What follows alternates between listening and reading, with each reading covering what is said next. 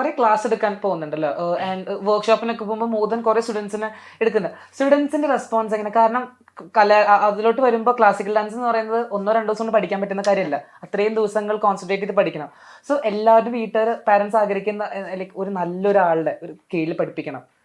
അങ്ങനെ വരുന്ന കുറെ സ്റ്റുഡൻസ് ഉണ്ട്.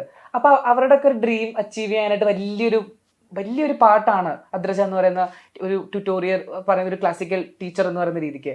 അത് എത്രത്തോളം സ്പെഷ്യൽ ആണ്? ഭയങ്കര റെസ്പോൺസിബിലിറ്റി പിടിച്ച പണിയാണത്. How special that is?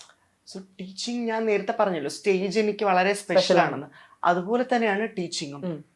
ടീച്ചിങ്ങും is very close to my heart.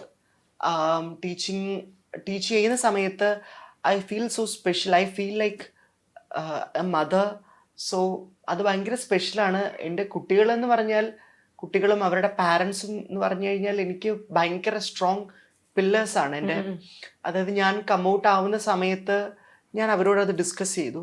So every one like, അതായത് എൻ്റെ അക്കാഡമികളൊക്കെ ഇരിക്കുന്നത് കുറച്ചിങ്ങനെ ഉള്ളിലേക്കുള്ള സ്ഥലങ്ങളിലാണ് ബേസ് ചെയ്യണത്. നോട്ട് സിറ്റി മേഖലയിലല്ല ഞാൻ കൂടുതൽ ഫോക്കസ് ചെയ്യണത്. സോ അവിടേക്ക് ഉള്ള സാധാരണ ആൾക്കാർ, അവർക്ക് ഈ പറയുന്ന പോലെ ഇതിനെക്കുറിച്ചൊന്നും വലിയ അവബോധം ഇല്ലെങ്കിൽ പോലും ദേ വെർ ലൈക്ക്, അതിനെന്താ ടീച്ചറെ, ഞങ്ങളുണ്ട്, വി ആർ ഹിയർ എന്നുള്ള രീതിയിൽ എന്നെ ചേർത്ത് നിർത്തി എന്നുള്ളതാണ്. സോ എൻ്റെ students and parents are so special to my heart. Very special to your heart അല്ലേ? കുറെ ആൾക്കാർ ഇപ്പൊ ഞാൻ ഫസ്റ്റ് പറഞ്ഞ ക്വസ്റ്റ്യൻ പോലെ തന്നെ അവരെ തരം താഴ്ത്തുന്ന രീതിക്കുള്ള ഓരോ, എനിക്കറിയത്തില്ല ഫെയിം കിട്ടാനാണോ, ഞാൻ പേരൊന്നും ആരൊക്കെ റിവീൽ ചെയ്യുന്നില്ല, ഫെയിം കിട്ടാനാണെന്ന് അറിയത്തില്ല, എന്തിനു വേണ്ടി പുറകെ ഇങ്ങനെ സിനിമകളിൽ നിന്ന് അവസരങ്ങൾ വരുന്നു. രണ്ടാം തന്നെ ഗണത്തിൽ നിന്നാണ് എനിക്ക് വരുന്നത്. കുറേ അതിനെ ഒരുപാട് ക്രിട്ടിസൈസ്, ആൾക്കാർ ഓൾറെഡി ട്രോൾ, അങ്ങനെ പോകുന്നുണ്ട്. സോ മാമിന് എന്താ തോന്നി, ഇതൊക്കെ എന്താണ് ഉദ്ദേശിക്കുന്നത് ഇതിലൂടെയൊക്കെ? അവര് ആക്ച്വലി സെൽഫ് വർത്ത് മനസ്സിലാക്കാത്ത കാരണമാണോ? എന്താ സംഭവം മാമിന് തോന്നുന്നത്? പണ്ടൊരു ചൊല്ല് പറയില്ലേ, നാണം കെട്ടും പണം നേടുകിൽ നാണക്കേട പണം മാറ്റിടും എന്നൊക്കെ പറയുന്ന പോലെ. സോ നമുക്കൊരു വേർത്ത് ഉണ്ടല്ലോ, അതെ, നമുക്ക് റെസ്പെക്ട് നമ്മളോടില്ലേ. സോ ആ റെസ്പെക്റ്റിന് നമ്മൾ കീപ്പ് ചെയ്യാൻ നമുക്ക് പറ്റണം. ഇപ്പോ for example Bigg Boss shows ഒക്കെ നടക്കുന്നുണ്ട്. അവിടെ ലൈക്ക് ഞാൻ കഴിഞ്ഞ 2 വർഷമായിട്ട് അതിൽ ശ്രമിച്ചുകൊണ്ടിരിക്കുന്ന ഒരു വ്യക്തിയായിരുന്നു. ബിക്കോസ് ഓഫ് ആ ഒരു ചാനൽ പ്രോപ്പർ അല്ലാത്തതായതുകൊണ്ട് എനിക്ക് എത്തിപ്പെടാൻ പറ്റിയില്ല. ഇപ്പോൾ വൈൽഡ് കാർഡ് എൻട്രിയിലൊക്കെ ഒരുപാട് പേര് ഇങ്ങനെ വിളിച്ച് ചോദിക്കുന്നുണ്ടായിരുന്നു, ഉണ്ടോ വൈൽഡ് കാർഡ്, കാരണം ട്രാൻസ്ജെൻഡർ മേഖലയിൽ നിന്നൊരു ഡാൻസറാണ് എന്നാണ് അറിയപ്പെടുന്നത്. അപ്പോൾ ഞാനാണോ എന്ന രീതിയിൽ ഒരുപാട് പേര് എന്നോട് അതിനെക്കുറിച്ച് അന്വേഷിക്കുന്നുണ്ട്. സോ ഇപ്പോൾ ഈ ഷോകളായാലും ശരി, ബിഗ് ബോസ് ആയാലും ശരി, ഇതുപോലുള്ള സോഷ്യൽ മീഡിയ പ്ലാറ്റ്ഫോംസ് ആയാലും ശരി, തെറ്റിദ്ധരിക്കപ്പെടുകയാണ്. അതായത് ആൾക്കാർക്ക് ഈ ഇത്തരം എന്താണ് ഒരു നെഗറ്റീവ് ഷെയ്ഡുള്ള കാര്യങ്ങളാണ്, കോൺട്രവേഴ്സീസ് ആണ് ഇഷ്ടം. ഇതാണ് ആൾക്കാർ കാണാൻ ആഗ്രഹിക്കുന്നുള്ളൊരു തെറ്റിദ്ധാരണയുണ്ട്. ഇറ്റ് ഇസ് നോട്ട് റോങ് ആണതല്ലേ, അത് തെറ്റാണ്. കാരണം നമ്മുടെ മൂല്യം മനസ്സിലാക്കിക്കൊണ്ട് വാല്യൂ അതാണ് ആ വേർഡ്, മൂല്യാധിഷ്ഠിതമായ കാര്യങ്ങൾ കൺവേ ചെയ്യാൻ നമുക്ക് പറ്റണം. സൊസൈറ്റിയോട് നമുക്ക് കമ്മ്യൂണിക്കേറ്റ് ചെയ്യാൻ പറ്റണം. അത് നല്ല കാര്യങ്ങൾ കമ്മ്യൂണിക്കേറ്റ് ചെയ്യാൻ പറ്റണം. സൊസൈറ്റിയെ വാർത്തെടുക്കാൻ പറ്റിയ കാര്യങ്ങൾ കമ്മ്യൂണിക്കേറ്റ് ചെയ്യാൻ പറ്റണം. അവരെ എന്റർടൈൻ ചെയ്യാൻ പറ്റണം. കാരണം അവർ നമ്മളെ കാണുകയാണ്. അതെ. സോ അവരോട് നമുക്കൊരു റെസ്പെക്ട് ഉണ്ടാവണം. So because of them we are here. So ആ ഒരു റെസ്പെക്ട് അവരോട് ഉണ്ടാവണം. അവർക്ക് നല്ല കാര്യങ്ങൾ അവരിലേക്ക് എത്തിക്കാൻ നമുക്ക് പറ്റണം. അപ്പൊ അവരത് അക്സെപ്റ്റ് ചെയ്യും. ആണ്, അവർക്ക് അത് വേണം. അല്ലാണ്ട് നമ്മൾ എപ്പോഴും ഓൾവേസ് ഈ നെഗറ്റീവ് സാധനങ്ങൾ ഇങ്ങനെ കൊടുത്തുകൊണ്ടിരിക്കുമ്പോഴത്തേക്കും നമുക്കും അത് നെഗറ്റീവ് ഷെയ്ഡ് തന്നെ നമുക്ക് കിട്ടിക്കൊണ്ടിരിക്കും. ഓക്കെ, സോ നമ്മള് ഇപ്പോ ബിഗ് ബോസ് പോലെയുള്ള ഒരു ഷോ, ഓഫ് കോഴ്സ് എന്നെ പോലെയുള്ള ഒരു വാല്യൂ ഉള്ള ആൾക്കാരെ ഡിമാൻഡ് ചെയ്യുന്നുണ്ട്. കാരണം ഇപ്പൊ നമ്മൾ കാണുമ്പോൾ എല്ലാം വഴക്കാണെന്ന്. സത്യം, ശരിക്കും വളരെ നിലവാരം താഴ്ന്ന പ്രശ്നങ്ങളും വഴക്കുകളുമാണ് നടക്കുന്നത്. തോന്നാറുണ്ട്. ബിക്കോസ് ഇങ്ങനെയല്ല ആൾക്കാർക്ക് വേണ്ടത്. അതൊരു തെറ്റിദ്ധാരണയാണ്. ആൾക്കാർക്ക് വഴക്കിടുന്നതാണ് കാണാൻ ഇഷ്ടം എന്ന തെറ്റിദ്ധാരണയാണ്. അത് തെറ്റാണ്.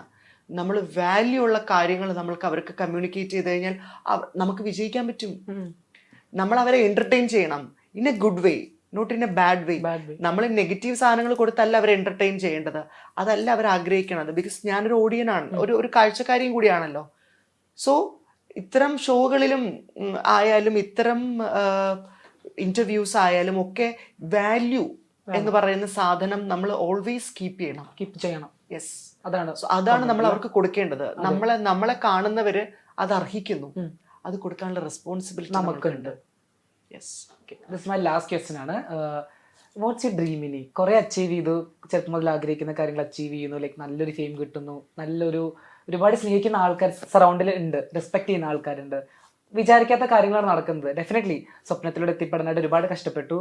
ഇനി എന്ത് അച്ചീവ് ചെയ്യണമെന്നാണ് ആഗ്രഹം? ബക്കറ്റ് ലിസ്റ്റിൽ കുറെ കാര്യങ്ങളുണ്ട് കേട്ടോ. അതില് ഇപ്പൊ നിലവിൽ ഏറ്റവും ഇമ്പോർട്ടൻസ് കൊടുക്കുന്നത് as I said Bigg Boss show ആണ് ഞാൻ ഏറ്റവും പ്രധാനമായിട്ട്. ബിക്കോസ് ലൈക്ക് ഒരു ഡ്രീം പ്ലാറ്റ്ഫോമാണ്. ഇപ്പൊ ഞാൻ ചോദിക്കുകയാണ്, ബിഗ് ബോസിൽ പോയി കഴിഞ്ഞാൽ ഒരു ടേൺ ഓവർ അല്ലെങ്കിൽ ഇങ്ങനെ ആയിരിക്കണം അങ്ങനെ കാണിക്കാൻ പറ്റുന്ന ഒരു കണ്ടസ്റ്റന്റ് ആവാൻ പറ്റുമെന്ന് ചോദിച്ചാൽ what will be your? Of course yes. ആ ഒരു കോൺഫിഡൻസ് ഉണ്ട് അല്ലേ? യെസ്, ബിക്കോസ് ഞാനൊരു ആർട്ടിസ്റ്റ് ആണ്, ഒരു സ്റ്റേജ് പെർഫോമർ ആണ്, എന്റർടൈനർ ആണ്. ഐ നോ വാട്ട് ഓഡിയൻസിന് എന്താണ് വേണ്ടതെന്ന് അറിയാം. അതിങ്ങനെ നെഗറ്റീവായിട്ട് വഴക്ക് കൂടിയല്ല കൊടുക്കേണ്ടതെന്നും എനിക്കറിയാം. സോ ഡിമാൻഡ് ചെയ്യുന്നുണ്ട് ബിഗ് ബോസ്, എന്നെ പോലെയുള്ള ആർട്ടിസ്റ്റിന് ഡിമാൻഡ് ചെയ്യണം. അതിലുപരി മുൻകാലങ്ങളിൽ ട്രാൻസ്ജെൻഡർ പ്രാതിനിധ്യം ബിഗ് ബോസിൽ ഉണ്ടായിരുന്നവര് ഉണ്ടാക്കി വെച്ചിരിക്കുന്ന ഒരു നെഗറ്റീവ് ഇമ്പാക്റ്റ് ഉണ്ട്. I'm not saying everyone, but I don't want to mention names. ഉണ്ടാക്കി വെച്ചിരിക്കുന്ന ട്രാൻസ്ജെൻഡർ മനുഷ്യർ ഇങ്ങനെയാണ്, ട്രാൻസ്ജെൻഡർ പീപ്പിൾസ് കേഴ്സ്, ട്രാൻസ്ജെൻഡർ പീപ്പിൾ ഇങ്ങനെയാണ്, അവര് mentally they are not okay, ഇങ്ങനെയൊക്കെയുള്ള ഒരു നെഗറ്റീവ് ഇമ്പാക്റ്റ് ഉണ്ടാക്കി വെച്ചിട്ടുണ്ട്. അതിലുപരി പുറത്തെ സമൂഹത്തിൽ നിന്നുകൊണ്ട് ട്രാൻസ്ജെൻഡർ മനുഷ്യരെ കുറിച്ച് തെറ്റിദ്ധാരണ പരത്തുന്നുണ്ട്. സോ അതിനെ മാറ്റിയെടുക്കേണ്ട ഒരു ആവശ്യകതയുണ്ട്. അതിന് എന്നെ പോലെയുള്ള വ്യക്തികളാണ് ബിഗ് ബോസ് ഡിമാൻഡ് ചെയ്യണത്.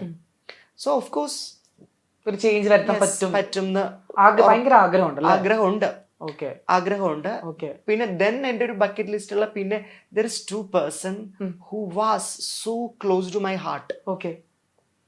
Also I don't want to mention names. Yeah, it's fine. So I can understand. yeah, അവര് രണ്ടുപേരും എൻ്റെ ജീവിതത്തിലേക്ക് വീണ്ടും വരണം. കാരണം ഞാൻ ആഗ്രഹിച്ച എല്ലാവരും എൻ്റെ ജീവിതത്തിലേക്ക് തിരിച്ചു വന്നു. യെസ്, എല്ലാവരും. So I M so happy. And ഈ രണ്ട് വ്യക്തികള് വാസ് സോ ഡിയർ. ലൈക്ക് അങ്ങനെ ആയിരുന്ന രണ്ട് വ്യക്തികൾ സ്പെഷ്യൽ ആയിരുന്നു. സോ അവർ രണ്ടുപേരെയും ഞാൻ ഒരുപാട് മിസ് ചെയ്യാറുണ്ട് sometimes. If they watching, what will be your response for them? എല്ലാവർക്കും മിസ്റ്റേക്കുകൾ പറ്റാറുണ്ട്, തെറ്റുകൾ പറ്റാറുണ്ട്. സോ അത് നമുക്ക് ക്ഷമിക്കാൻ പറ്റണമല്ലോ. അതിനാണ് ക്ഷമ പറയുന്നത്. I know out of love ആണ്, I know, but still sometime I feels like okay പോവാൻ പറയേ എന്ന് തോന്നും. Sometimes I miss them badly miss them. So ലൈഫിലോട്ട് എല്ലാം വരട്ടെ, എന്തായാലും വരും. കാരണം ഒരുപാട് കാര്യങ്ങൾ നേടിയിരിക്കുന്ന ഒരാളുടെ മുന്നിലാണ് ഞാൻ ഇരിക്കുന്നത്. And you love your self. അതങ്ങനെ തന്നെ പോട്ടെ. ആൻഡ് ഡാൻസ് പെർഫോമൻസും ക്ലാസ്സും വർക്ക്ഷോപ്സ് ഒക്കെ അടിപൊളിയായിട്ട് പോട്ടെ. Thank you so much for such wonderful questions. Thank you so much for such ഒരു വാല്യുബിൾ ആയിട്ടുള്ള ടൈമിന് thank you. So much. So വർക്കും കാര്യങ്ങളൊക്കെ അടിപൊളിയായിട്ട് പോട്ടെ. Thank you so much for joining. So much.